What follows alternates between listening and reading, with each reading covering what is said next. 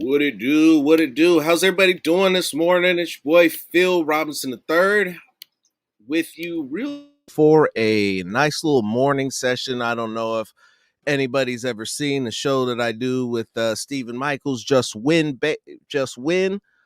We're gonna do something a little close to that. I don't have a whole bunch of time, so we're gonna get into 5 of the hot topics. We're gonna get through it, and then I'm gonna leave you with that.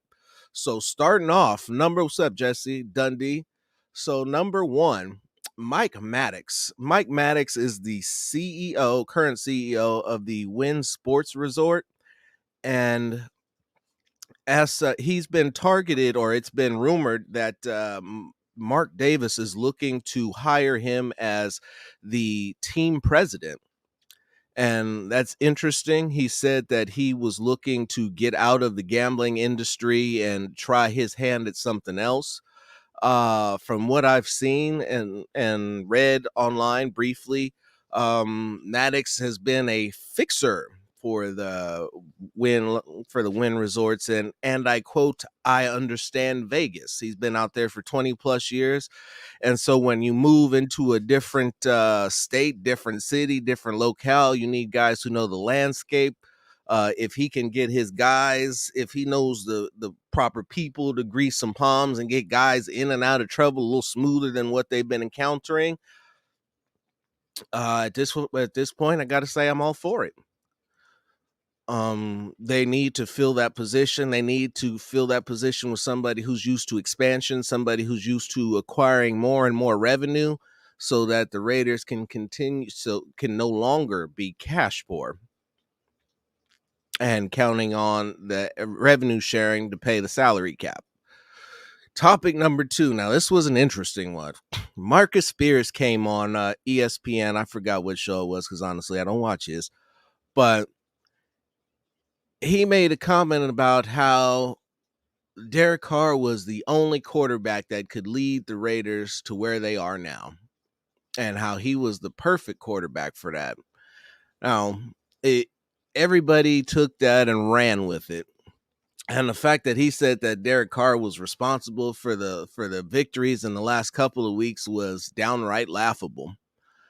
I've got an article coming out, and a lot of people aren't going to want to read it. I'm just going to tell you that right now. If you are in love with Derek Carr and say that Derek Carr is the reason for the season and why we're in this playoff stretch right now, chances are you're going to tell me that I don't know what I'm talking about and that the statistical computations mean nothing, because that would be incorrect. Said the Raiders are winning in spite of Derek Carr. So the Raiders are winning despite the mistakes that he's made. They're overcoming it. And the defense, let me say it one more time for you guys. The defense that everybody said Derek Carr needed and had to have, they're there. Over the last 3 weeks, the defense is top 10 in every statistical category except for turnovers. They're getting off the field on third downs. They're getting pressures. I will be, Mr. Khan. It's not done yet. I'm still doing some research that I got because it's gonna be intense and inclusive. The defense has overcame every mistake that has been made. They've continued to keep games under 20 points. They are 8th in points allowed, I believe, at 21.8 or so. I don't know. They shouldn't even be that. But they were 8th in the last. Dubois posted it. And this is true. This is true. All of that's true. But I'm gonna stay on point. This ain't that show today. We'll have to hit another one later when I got a little bit more time. Definitely winning all 3 phases, Kevin. Absolutely. This was the game that they just played against the Colts was probably the best special teams game that I've seen them play in a while, in terms of the return game, in terms of punt coverage, kick coverage. It was the cleanest special teams game they've had in a while. But moving on, number 3, Nate Hobbs. I'm glad first and foremost, before we get into anything, let me just say this because this has not been the reality in the Raiders so far. I'm glad Nate Hobbs did not kill anyone. Okay, this season, that's where we got to start. I'm glad he didn't hurt himself. I'm glad he didn't crash his car. With that being said, like Mr. Wynn put in the comment section, what an idiot. You took the biggest victory of the season and for all intents and purposes should have removed yourself from a game that would qualify you for the playoffs and where when they need you the most, because he's got a tall, more likely than not, he's going to have a tall assignment. And Keenan Allen would have had Keenan Allen in the slot. Now his replacement is Keyshawn Nixon. And in Gus Bradley's defense, Keyshawn Nixon has been better. So Nick says he was stoned, but I haven't seen that. If he was, uh, he was shit. But grown men have to make better decisions on this team with what you've seen with drinking and driving, with all the people that you've seen who are having problems with alcohol and all this other stuff. You've got to be better than this. There's got to be somebody has got to get in these young folks' head and tell them not to be drinking and driving. I'm not going to sit here and get on a soapbox and tell you that they're evil and they should, because more people than not, including people in this chat room, have rolled the dice on taking a couple of drinks and hitting the road, or hitting a couple blunts and hitting the road. But he's rich. You got a team that will get you a ride. Somebody has got to start making phone calls. They've got to start making phone calls and getting rides. This cannot continue to happen. Should he be suspended? Probably. Should he be cut from the team? I wouldn't cut him, and that surely isn't going to happen. That's a mistake. That's a mistake. He needs to learn from it, but everybody is only 21 or 22 once, and that's when they learn from these types of situations. Moving on. Number 4, Darren Waller. Rich Bisaccia fully expects Darren Waller to come back and contribute to what the Raiders are trying to do against the Chargers. And I have mixed emotions about this.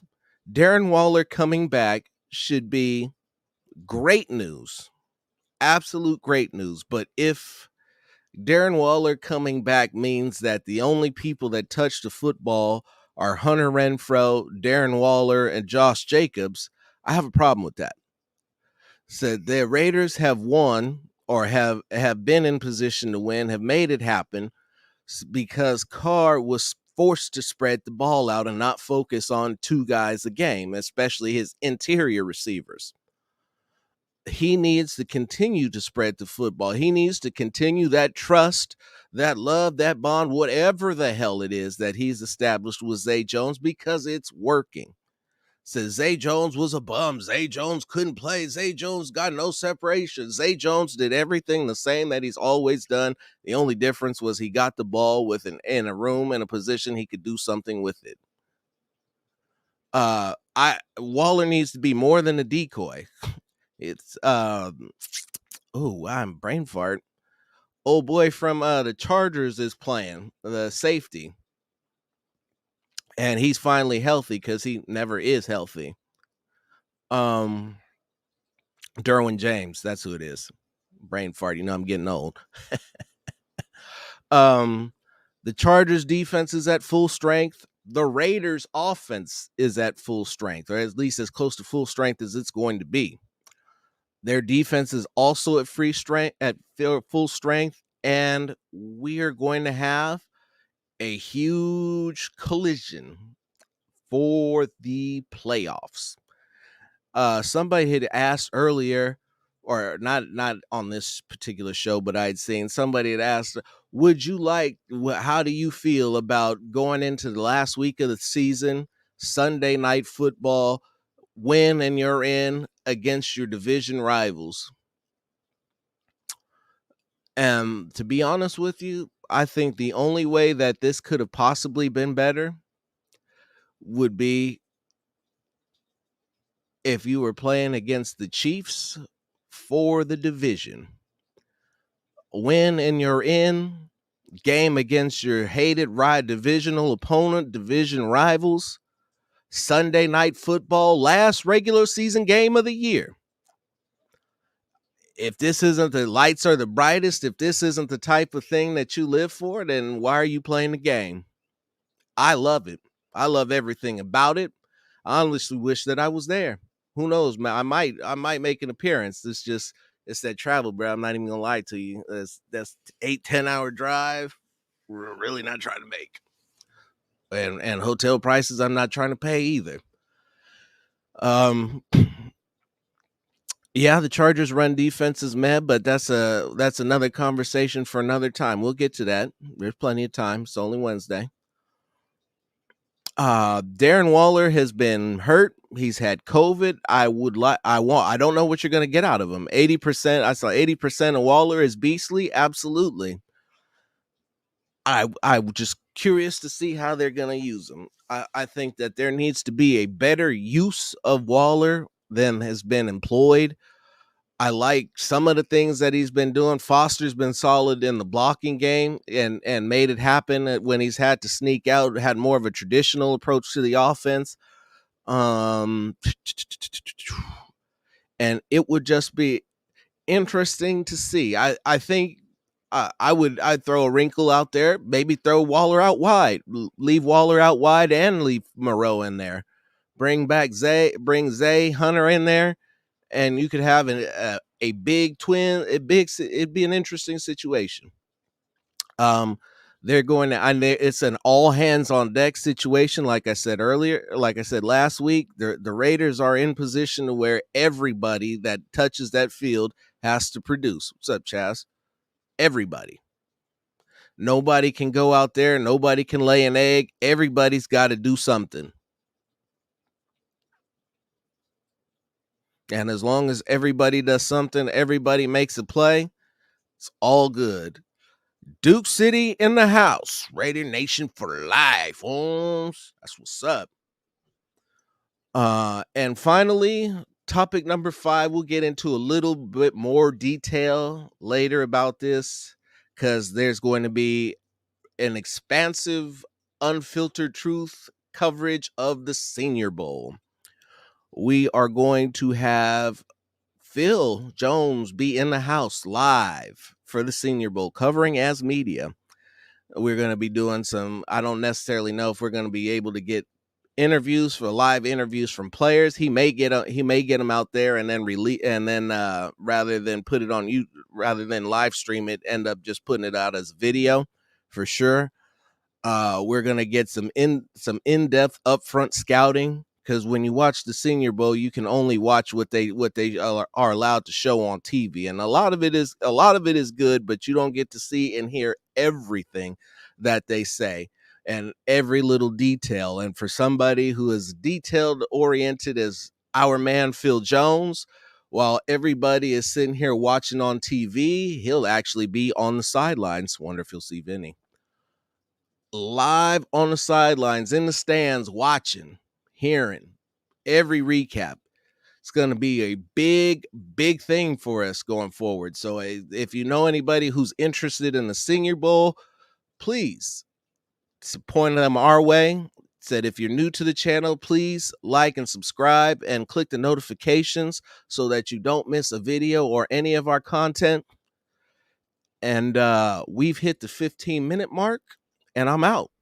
Thank you all for showing up real quick, and I will see you later, maybe later today or maybe tomorrow. All right, guys, take care.